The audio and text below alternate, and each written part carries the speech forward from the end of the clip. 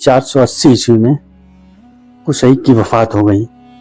उनके 3 बेटे थे, अब्दुद्दार, अब्द मनाफ और अब्दुल उज्जा। सबसे बड़े बेटे अब्दुद्दार ने वालिद की वफात के बाद सामाजिक, राजनीतिक और धार्मिक जिम्मेदारियां अपने हाथों से संभाली और कबीले के सरदार बन गए। उनके ज़माने में तमाम काम आराम से चलते रहे, लेकिन कुछ समय के बाद उनकी भी वफात हो गई और उनकी वफात के बाद उनकी औलादों और अब्द मनाफ की औलादों के बीच बंटवारे को लेकर झगड़ा शुरू हो गया। ये झगड़ा कुरैश का पहला आंतरिक झगड़ा था और बात इतनी बढ़ गई कि नौबत जंग तक आ गई।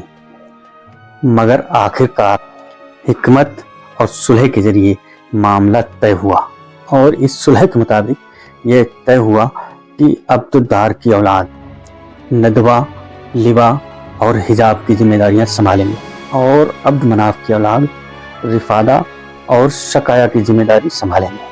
हालांकि एक दूसरी रिवायत यह भी कहती है कि हजरत कुशई ने अपनी जिंदगी में ही अपने बेटे अब्द मनाफ को अपना जानशीन मुकर्रर कर दिया था, क्योंकि वह उनकी औलादों में सबसे ज्यादा काबिल थे। अब्द मनाफ का नाम मुगीरा था। कुछ इतिहासकारों का ख्याल है कि मुगीरा उनका लक़ब था, जिसका मतलब होता है दुश्मन पर लगातार जोरदार हमला करने वाला, जबकि असली नाम अब्द मनाफ ही था। वह बेहद हमदर्द, गरीब नवाज और खुश अखलाक और बुलंद अखलाक के मालिक थे। उनका स्वभाव बहुत ही असरदार था और उनके 3 बेटे थे, पहले अब्दुल शम्स, दूसरे हाशिम और तीसरे मुत्तलिब। सबसे बड़े बेटे अब्दुल शम्स माली हैसियत के लिहाज से ज़्यादा पैसे वाले नहीं थे। इसी वजह से उन्होंने रिफादा और शकाया की जिम्मेदारी अपने छोटे भाई हाशिम को सौंप दी थी, जिनका असली नाम अम्र था। कुछ इतिहासकारों का यह भी कहना है कि अब्द मनाफ के 4 बेटे थे, सबसे बड़े हाशिम, फिर अब्दुल शम्स, फिर नौफल और फिर मुत्तलिब। रिवायतों में आता है कि इन चारों भाइयों का तिजारती कारोबार मक्का की चारों दिशाओं में फैला हुआ था। हाशिम के माल से लदे हुए काफिले शाम और सीरिया की तरफ जाया करते थे, जबकि मुत्तलिब का तिजारती कारोबार यमन तक फैला हुआ था और अब्दुल शम्स का कारोबार हफ्सा में फैला हुआ था और नौफल इराक में व्यापार करते थे। हाशिम और मुत्तलिब के बीच आपसी मोहब्बत बहुत ज़्यादा थी। दोनों की सूरत और सीरत में भी बहुत सी समानताएं पाई जाती थी। चारों भाइयों में हाशिम का कारोबार सबसे ज़्यादा फलने फूलने लगा। वह साल में माल से लदे हुए 2 काफिले रवाना करते थे, एक सर्दियों में और एक गर्मियों में।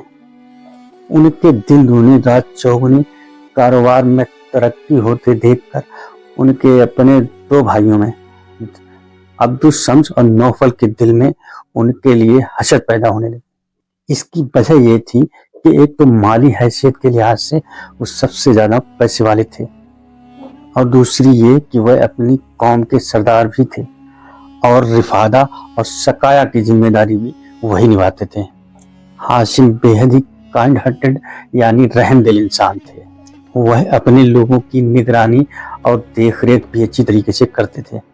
अरब की आबो हवा कुछ इस तरह है कि वहाँ बारिश कभी कभी होती ही नहीं, जिसकी वजह से अरब में अकाल पड़ना एक आम बात थी। उस जमाने में जब भी अकाल पड़ा, अरबों पर बुरा वक्त आया, तो हाशिम अपने लोगों के साथ खड़े दिखे और उन्होंने हमेशा अपने लोगों का दिल खोल कर साथ दिया और अपनी दौलत और हर चीज़ उन पर लुटाई और इस वजह से हर शख्स उनसे बेहद मोहब्बत करता था। अरबी जबान में हाशिम का मतलब होता है तोड़ने वाला और उन्होंने अपने हाथों से रोटियां तोड़ तोड़ कर लोगों को खिलाई और इसी वजह से वह अम्र से हाशिम कहलाने लगे। अब्दुल-शम्स का बेटा उमैया बहुत ही हसद वाला और अहंकार वाला इंसान था। इज्जत और मकाम के लिहाज से वह हाशिम से बेहद कमतर थे, लेकिन उमैया हर मौके पर अपने आप को हाशिम से बेहतर साबित करने में लगे रहते थे। हसद और घमंड ने उन्हें इतना गिरा दिया कि उन्होंने अपने ससुर हमहमा से साठगांठ की और हाशिम को मुनाजरे के लिए चुनौती दे दी। ये उस दौर का रिवाज था कि दो लोग आपस में आम मजलिस में अपने किरदार हस्ब नस्ब का अच्छी तरह से बयान करेंगे। इस मुनाजरे के लिए एक पंचायत बुलाई गई। कहिन खुदाई को सरपंच बनाया गया। दोनों लोगों ने अपनी अच्छाइयों और हस्ब नस्ब का खूब बढ़ चढ़ कर बयान किया।